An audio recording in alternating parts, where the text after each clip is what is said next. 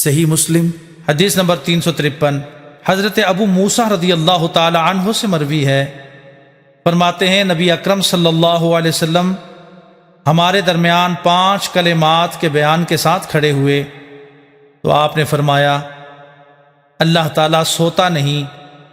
اور نہ ہی اس کے لیے سونا مناسب ہے،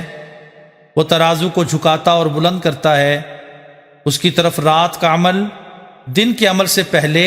اور دن کا عمل رات کے عمل سے پہلے اٹھایا جاتا ہے، اس کا حجاب نور ہے۔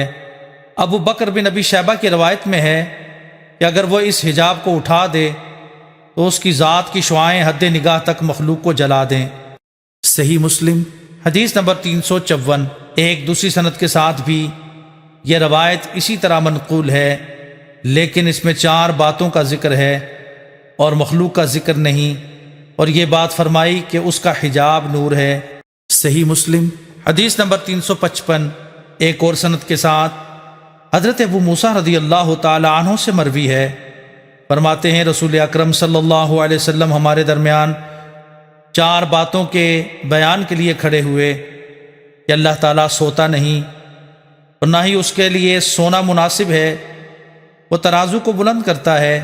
اور جھکاتا ہے، اور دن کے اعمال رات کے وقت